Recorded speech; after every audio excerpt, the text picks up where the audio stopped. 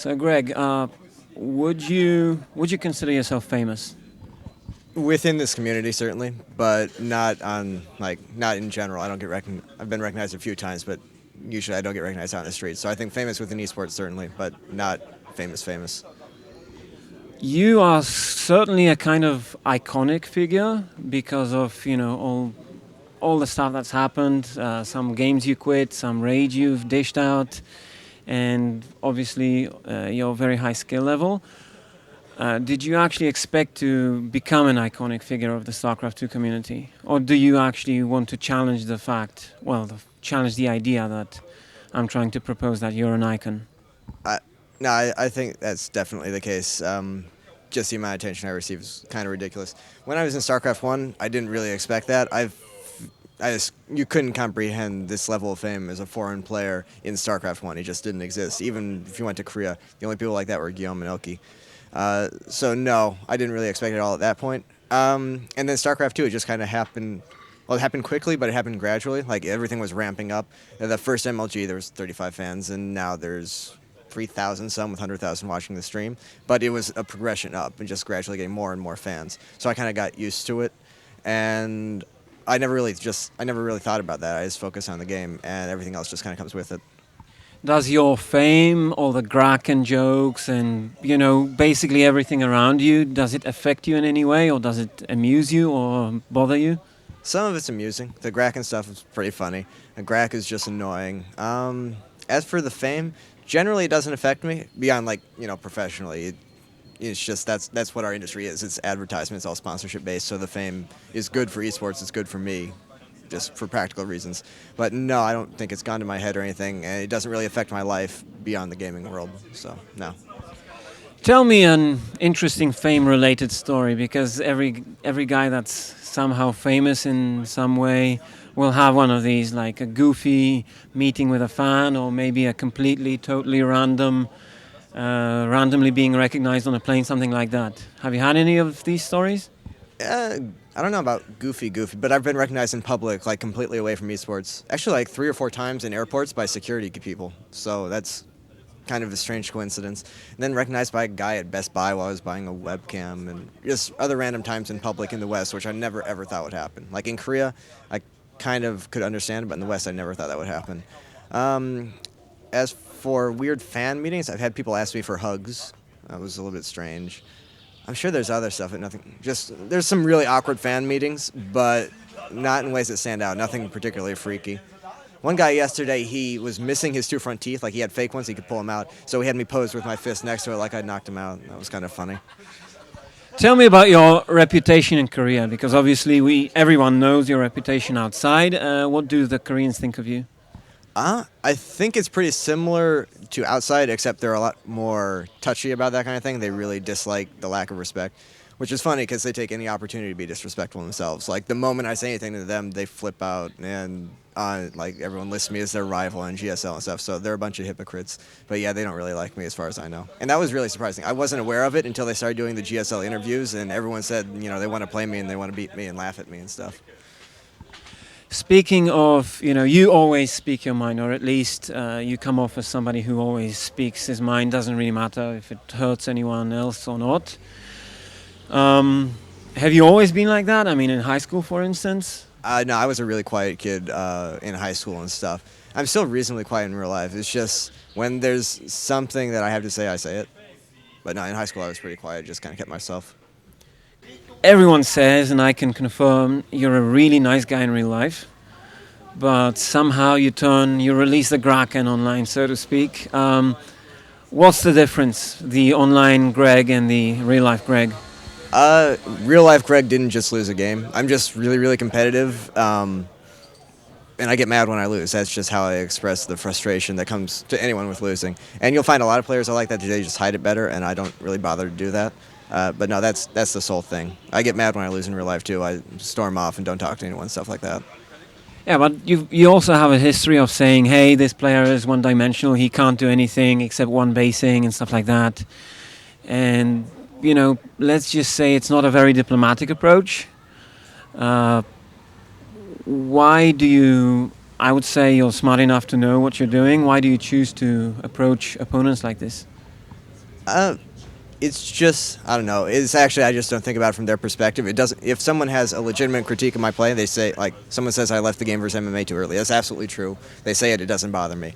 I think saying that, some player is bad in some aspect of his game is not a personal insult. It's just the reality of his play style. And as a pro gamer, you're asked to talk about other pro gamers a lot. And in doing so, I don't feel anything is wrong with that. Obviously, it does upset people, but it just doesn't concern me that much. And since, like I said, that kind of thing doesn't bother me, nothing really gets in my way of saying what I think. I've heard a couple of people saying that you do it on purpose to kind of elevate this IdrA brand as this guy that you can't really expect what he's going to do. He rages and stuff. Is there any truth in it at all? I mean, in your general behavior, not just in the quit game. None whatsoever. I'm first and foremost a competitor, and the rest of it is actually just my personality. I just get really lucky when it comes to advertising. And it feels like, at this point, I can't really do anything wrong, because if I'm an asshole or if I do stupid stuff like that, I end up trending on Twitter nationally, and people just love it even more. And then if I win, obviously, winning is everything for a pro gamer, and all my fans love that too. So, no, it feels like I just got really lucky when it comes to publicity and advertising. So let's talk about the games that you've left, the famous hack game, the MMA game. Many people say that you're tilting. I've also heard from your peers that we all love IdrA. He's a phenomenal player, but he doesn't have the eye of the tiger, so to speak. What goes through your head when you... And it seems to me as well that you really get frustrated and you hate an uphill situation and you decide to quit. What goes through your head in those moments? What the rest of the game should look like. Like in the MMA one particularly, I see what just happened. I see all my mutas are in the red, muta intentions, everything's EVT. I see that I'm not going to be able to resecure my natural for a while. He has that marine drop behind it. I think that he has the gold base and the base behind it secured, and that my attack is not going to break it. In which case, he has another few marines on the way. They clean up the mutas, they secure that, and then he has a big economic lead, and I don't have hive tech yet. So, he's a good solid player. He's not going to throw an advantage like that away. And so I lose. And so I leave the game. Obviously, in that case, he had killed the gold base. And less obviously, people make mistakes. He could mess something up. But really, just you see that, you feel like you're going to lose, you want to move on to the next game, me personally. And that's not the best mindset as a competitor. It is better to be the person who's completely fine with sitting there and playing it out to the last second and getting those 1 in a million wins. But also, as someone who doesn't have that mindset, if you just sit there and get more and more frustrated, that messes you up for the next games. It can tilt you just to keep playing a lost game if you don't have the right mindset. And that is something I should work on and whatnot. But, that's just the reality of the situation. So, but in general, do you believe in coming back by letting your opponent make a stupid blunder? Yeah, certainly. I mean, people have seen it in my own games, coming back, letting opponents make mistakes. I honestly, I think I give my opponents too much credit sometimes. You see it happens a lot more versus bad players or lesser players. Someone like MMA, you can't really expect him to make mistakes because he is very good. But against a lesser player, you'll see me stay in a lot worse situations and often end up with a win. And I guess I should apply that to everyone because everyone makes mistakes. But, that's just the way it is. Would you see general... I'll keep using the word tilt even though it doesn't fully apply, but would you see that as one of your biggest flaws as a player? Or certainly. Yeah, my mental game is definitely my biggest weakness, especially at this point. What else, what other areas of your game do you think you should improve or do you think are lacking? I'm never a very creative player. I don't think particularly well on my feet, although I've been getting better at that, I feel. But yeah, creativity is the biggest thing. I'm not someone who looks at a scenario and comes up with a lot of unique responses right off the bat. If I come up with something special, it's through a lot of practice, and I just try and vary a bunch of little things within my game, and eventually something comes together as a whole after a lot of hours of hard work. I don't just come up with interesting ideas. Although I'm not sure, very few players are actually like that. A lot of the time when you see something creative, it is the process, or the end result of that process of hard work. Is there any way you can remedy that? I don't really think you can force yourself to become very creative. The way I approach it is just to work harder or think about the game more and just put that effort in necessary to be comfortable with a bunch of different situations and to know how to react. You've been known to be very vocal and very critical about game balance.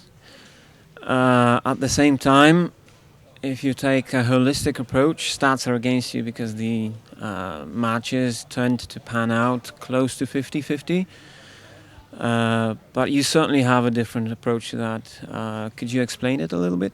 Well, there's another thing set. Ladder statistics are obviously skewed because the ladder system's set up to try and have you winning 50-50. Statistics, just you can't look at them. Like every single patch, people have said, okay, Zerg is going to be overpowered now. And then Terran and Protoss find new timings, or they discover that they actually can play a late game macro. It's just people need to be given time to adapt to the patches. And obviously the time before they do adapt, that skews it because they're getting wins that are representative of their skill and experience, not of game balance. So I think you should look at the game, look at the gameplay, take into account the relative skills of the players, and any random one-off chances that happen within the game. Look at that if you actually want to discuss game balance. Looking at statistics and stuff, that's, honestly, I just use that to convince the community because they don't understand, you know, if you actually do try and go and take an analytical approach, they say, no, you're full of shit. Look at the stats. So, yeah, that. You talk about the relative skill of the players. What do you mean by that? Just how well they micro, how well they macro, their decision making, just how good they actually are at the game. But that's very arbitrary, isn't it? I don't think so. I think you can look at someone and you can tell if they made their workers at the right time, if they're keeping their money low, if they're getting supply capped. Like everyone can look at someone like Goody and say objectively he has bad macro. He queues up a bunch of units, he gets supply blocked, he doesn't make enough workers, et cetera, et cetera. And you can look at someone and say they have really good micro relative to their opponent. So obviously they're going to do better in a battle than you would if you had two evenly matched opponents. So no, everything can be broken down pretty objectively, I think. You say it out loud at major events with a major audience. Hey, Zerg is not supposed to beat Protoss, but and you usually tend to put down a Protoss defeat against a Zerg player that the Protoss player messed up. So would you say that if you had a clone and he played Protoss, he would beat you how many times out of 10? 7 or 8. 7. Would win 7 or 8. So if we assume that what you say about balance is 100% correct, does this mean that players like Nesty who win GSLs and stuff are so far ahead of the curve that they are so awesome and amazing? Or how would you explain that? I mean, some Zergs do win.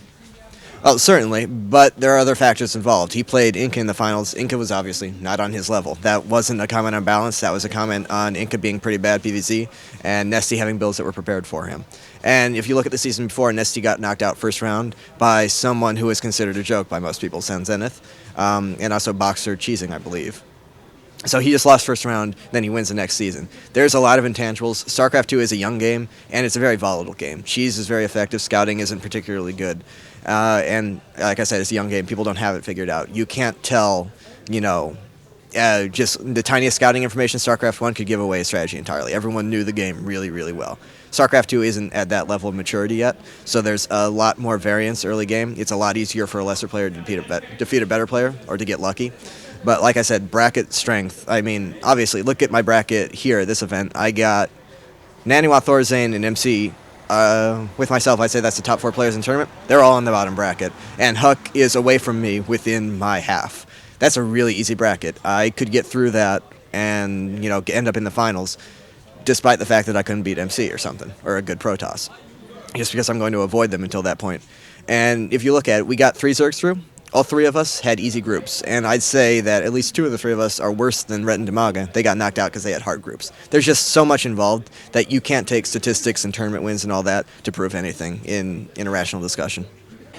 So why not switch a race? If you constantly, you know, complain about Zerg being underpowered, and, you know, sometimes it's my impression you go on tilt even before the game starts. If for instance, the MLG event against MC, the second series, I honestly thought you approached it with and this is just a noob talking, with the wrong mindset. Why wouldn't you switch the race if you want to win? Well, as for MC, that wasn't the case. I cheesed him in 2 situations where cheese was the best strategy, in my justifiable opinion. Then I got Cannon Rush, which is blockable with a small mistake, but I 15 hashed. I was going for a macro game there. Then on Test Bug, which is a good map for CVP, good map for macro, I went for a macro game as well. That wasn't tilt. But yeah, I've said before, if knowing what I know now, back in January when I was considering it, I would have switched to Protoss or Terran. But Zerg was already bidding improved every patch, and it's still the case for the most part. And it's just, Zerg is the race I've invested a year of practice time into. It's the race I feel comfortable with. I like it. I mean, I think it has a lot of potential in it. It's just not good enough. And to switch to Protoss while they were constantly improving Zerg, which is the race I want to play, that just feels kind of stupid, because eventually they should end up with a balanced game. I can't imagine them not fixing it until it is. They're just going about it really, really slowly, and I thought it would happen faster.